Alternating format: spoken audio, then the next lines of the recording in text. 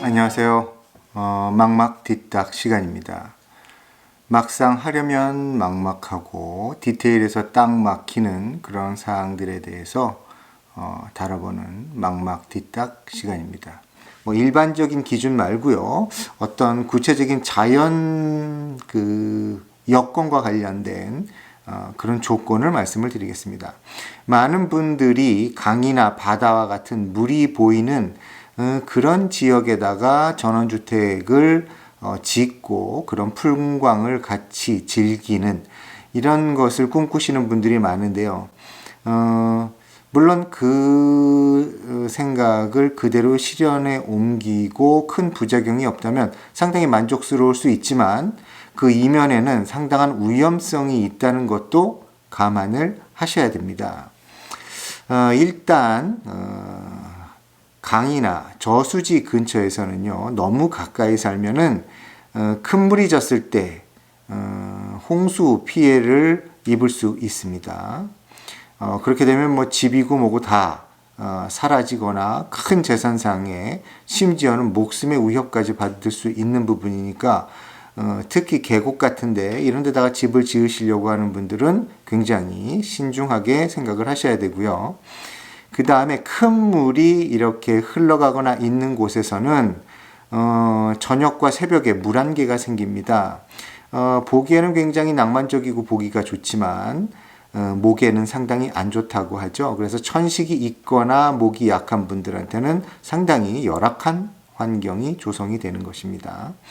자, 그 다음에 바다가 보이는 경우 역시 마찬가지로 천재지변에 굉장히 취약해지죠.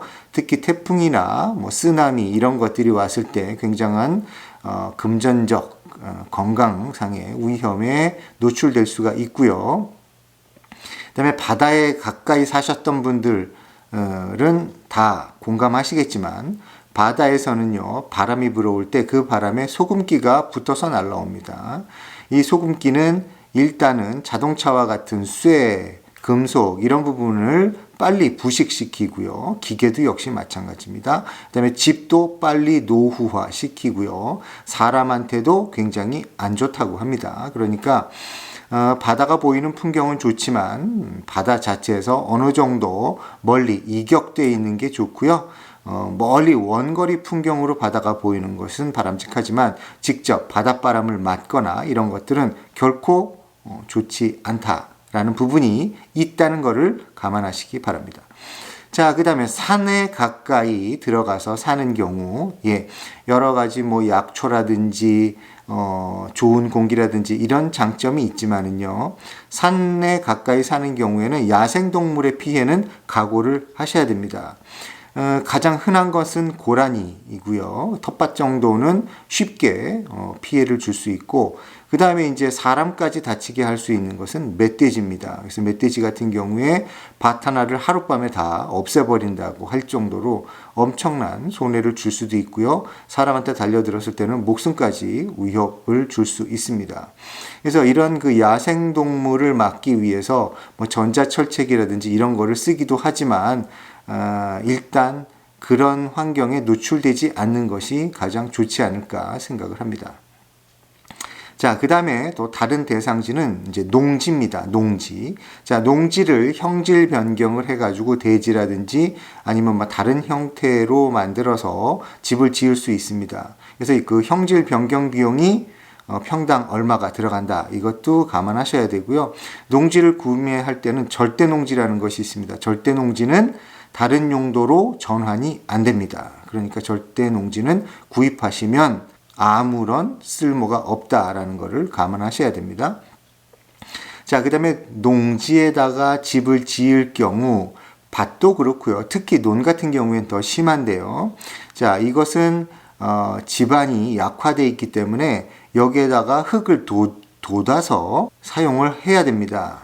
자, 흙을 돋게 되면 여름과 겨울, 사계절을 지나가게 되면 집안 침하가 일어나요. 그래서 섣불리 땅을 돋우자마자 거기다가 기초를 올리고 집을 지었을 때 나중에 집안 침하가 일어나게 되면 집에 균열이 가거나 심지어는 집이 기울어지는 상황까지 벌어질 수 있기 때문에 농지에다가 땅을 돋우어야 할 경우에는 최소한 1년 이상을 기다려서 그 땅이 안정될 때까지 충분한 시간의 여유를 주어야 된다라고 토목을 전공하시는 분들은 일반적으로 이야기를 합니다.